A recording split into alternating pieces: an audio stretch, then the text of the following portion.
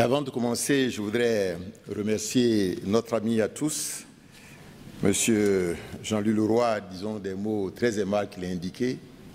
C'est tellement aimable que je me demandais de qui il parlait d'ailleurs, parce que je ne m'étais pas reconnu, mais je voudrais le remercier. C'est l'amitié qui fait dire donc ces paroles vraiment très chaleureuses et très aimables.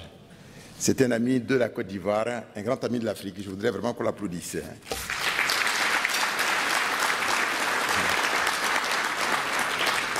Excellence, Monsieur le Président Olusegun Obasanjo, Monsieur le Président tout court, Monsieur le Premier ministre, Mesdames et Messieurs les ministres, Excellences, Mesdames et Messieurs les ambassadeurs, honorables membres des délégations africaines présentes ici à cette rencontre, Madame la Présidente générale de Africa Expansion, Madame Gerba, qui vraiment fait de si grandes choses avec son époux. Je voudrais vraiment qu'on les applaudisse encore une fois.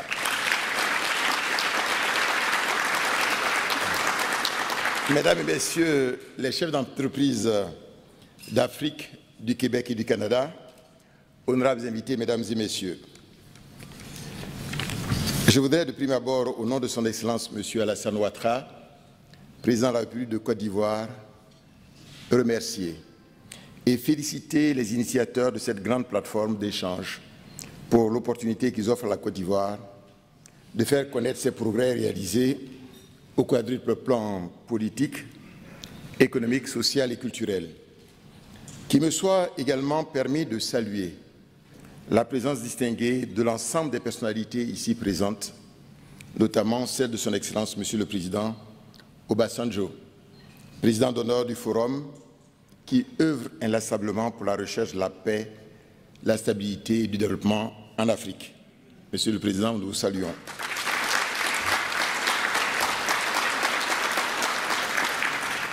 Excellences, Mesdames et Messieurs, l'événement qui nous réunit revêt une importance et un intérêt particulier pour la Côte d'Ivoire et aussi pour toute l'Afrique qui travaille avec acharnement à leur émergence. Le thème de cette rencontre est intitulé « Canada, un partenaire de premier choix de l'émergence de la Côte d'Ivoire ». Ce thème cadre parfaitement avec la grande ambition de son Excellence M. Alassane Ouattara, président de la République de Côte d'Ivoire, qui est de faire de la Côte d'Ivoire un pays émergent à l'horizon 2020, avec le concours de tous les partenaires au développement, au nombre desquels le Québec et le Canada occupent une place de choix.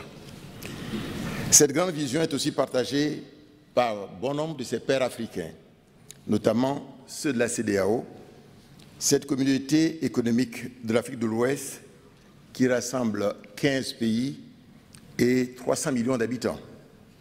Il faut à justice rappeler qu'à l'heure où l'économie mondiale demeure encore fragile, les analystes et les experts internationaux s'accordent à reconnaître que l'Afrique connaît une robuste croissance économique.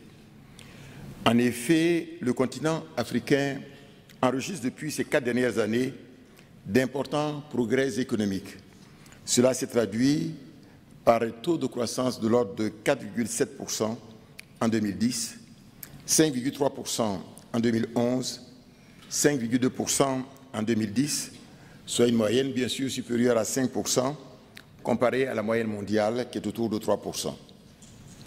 Ces résultats sont le fait de la stabilité politique enregistrée dans la plupart des États africains, grâce notamment aux efforts entrepris par la Commission de l'Union africaine et les différentes organisations sous-régionales en faveur de la paix. De la stabilité macroéconomique avec une réduction drastique du déficit budgétaire qui est passé de moins 5% du PIB en 2009 à environ 1% en 2012.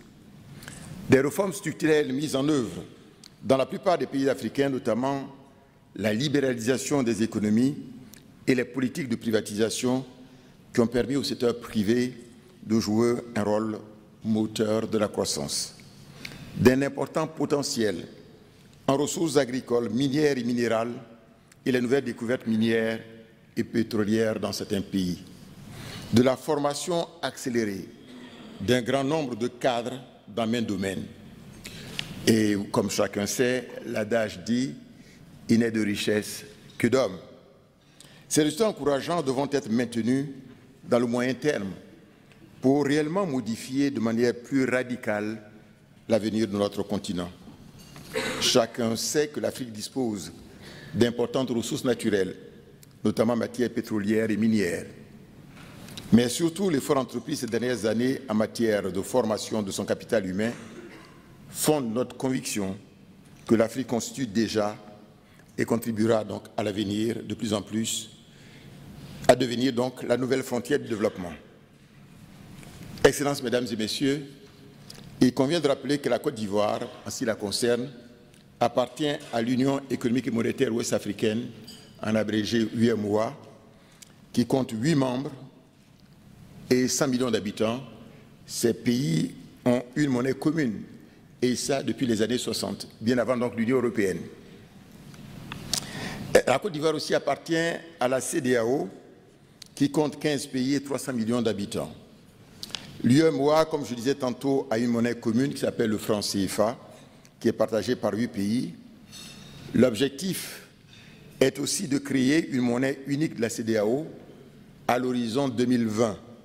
Il s'agira de créer dans un premier temps la monnaie unique de la zone ouest-africaine, ZIMAOA, qui regroupe la Gambie, le Ghana, le Nigeria, la Sierra Leone, la Guinée, et en 2020, la zone monétaire ouest-africaine ZIMAO et l'Union monétaire UEMOA devraient fusionner pour donner une monnaie commune à la CEDEAO. Cette volonté politique des chefs d'État se traduit également et pour l'heure par la mise en œuvre de grands projets structurants d'émergence. Dans ce cadre, l'on peut citer le projet de construction de l'autoroute Abidjan-Lagos, devant passer donc par Accra, Lomé et Cotonou avant d'arriver à Lagos, le projet de construction d'autoroute Abidjan-Ouaga-Niamey, les projets d'interconnexion ferroviaire reliant 6 pays de la sous-région que sont le Bénin, le Burkina, la Côte d'Ivoire, le Ghana, le Nigeria et le Togo. Le projet d'autoroute du gaz Lagos-Abidjan passant par Accra, le projet d'interconnexion électrique de la sous-région ouest-africaine de West African Power Pool. Excellences, Mesdames et Messieurs, en ce qui concerne notre pays, la Côte d'Ivoire, et pour réaliser cette grande vision du chef de l'État, qui est de faire de la Côte d'Ivoire un pays émergent à l'horizon 2020, le gouvernement a d'abord bâti une stratégie de développement cohérente à travers le Plan national de développement PND 2012-2015. Il s'agit donc de construire à terme une économie structurellement plus industrialisée, capable d'accroître de manière très significative la part des produits manufacturés dans le produit intérieur brut et dans les exportations. Ce développement économique devrait être créateur d'emplois stables, avec une réduction de moitié de la pauvreté d'ici 2015. Pour atteindre ces objectifs, le gouvernement met en œuvre d'importantes actions selon 3 axes. Le premier axe, la sécurité et la paix. Le deuxième axe, la réconciliation nationale. Et le troisième axe, la reconstruction et la relance économique. En ce qui concerne la sécurité et la paix, les actions menées ont permis d'améliorer la sécurité des personnes et des biens. Ainsi, l'indice d'insécurité est tombé de 3,8 en janvier 2012 à 1,4 en août 2013. Ce retour à la sécurité et à la paix est bien perçu par les ambassades et les grandes entreprises multinationales, dont la plupart de celles qui avaient délocalisé lors de la crise post-électorale sont rapidement revenues à Abidjan. Il en est de même des institutions internationales. Ainsi, les dernières en date sont la Banque africaine de développement, représentée ici d'ailleurs par son directeur, amorcé donc la Banque africaine de développement, son retour à Abidjan depuis juillet 2013. Et je pense en fait que toutes les structures seront en place avant la fin de l'année 2014. L'UNESCO qui a installé son bureau en septembre 2013, ce sont les derniers à revenir. Au titre de la réconciliation nationale, les actions menées à travers la commission Dialogue, Vérité et Réconciliation, à la mode, sur le mode de la commission d'Afrique du Sud, complétée par le dialogue direct entre le gouvernement et les partis politiques, contribuent à une normalisation progressive du climat politique nécessaire au retour définitif à la paix et la stabilité qui avait caractérisé par le passé la Côte d'Ivoire. Excellences, Mesdames et Messieurs, en matière économique, il convient de rappeler que les choix fondamentaux faits par la Côte d'Ivoire dès son accession à l'indépendance le 7 août 1960 sont le libéralisme économique, l'ouverture sur l'extérieur, l'érection du secteur privé national et international en levier du développement. Ces choix ont permis de réaliser un taux de croissance économique en moyenne de 7% sur les 20 premières années de l'indépendance et hisser la Côte d'Ivoire au rang de première économie de l'UMOA et d'en faire une des principales portes d'entrée de l'espace CEDEAO. À partir des années 80, suite au changement de l'environnement international, notamment les chocs pétroliers, la chute drastique des cours des matières premières, notamment du cacao, la force haute des taux d'intérêt internationaux, la Côte d'Ivoire a été confrontée à des crises économiques qui l'ont amené à recourir à plusieurs programmes d'ajustement structurel.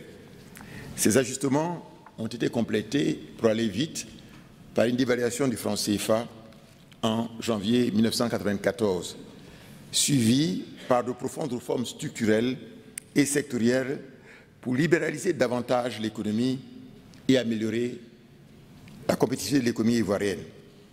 Suite à toutes ces grandes réformes, la Côte d'Ivoire avait commencé à renouer avec les taux de croissance soutenus en moyenne annuelle de 6% sur la période 95-99. Mais les crises politiques de 1990 et à 2010 ont freiné cette dynamique économique. Aussi, dès sa prise de fonction, à la tête de l'État, son Excellence M. Alassane Ouattara a fait en sorte que d'importantes actions ont été menées pour la reconstruction et la relance économique de la Côte d'Ivoire.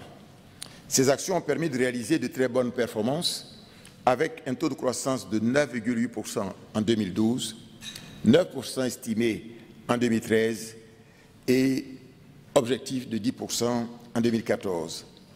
Ces taux, il faut le souligner, figurent parmi les plus élevés d'Afrique, voire du monde. En effet, depuis mi-2012, mi-2011, ces résultats sont obtenus grâce à une accélération des réformes structurelles et sectorielles pour stabiliser le cadre macroéconomique et renforcer la compétitivité de l'économie ivoirienne. Ces réformes pour les économistes, je le rappelle rapidement, vont viser à réduire les délais, les coûts des actes économiques, sécuriser, simplifier les démarches administratives relatives aux investissements non privés. À ce titre, je voudrais vous rappeler les principales actions entreprises, notamment donc pour nos investisseurs québécois et canadiens, qui sont entre autres l'adoption d'un nouveau code des investissements plus attractif, en vigueur depuis juin 2012, qui prévoit des avantages plus importants pour les investisseurs. La création d'un guichet unique des formalités des entreprises, avec pour objectif la création d'entreprises en 48 heures. Le directeur général du CPC est là. Nous avons demandé que l'année prochaine, nous passions donc à 24 heures. N'est-ce pas? La délivrance de l'agrément à l'investissement en 21 jours et la facilitation de l'accès au terrain industriel. Il y a aussi la création du tribunal de commerce d'Abidjan depuis octobre 2012 pour faciliter le règlement des litiges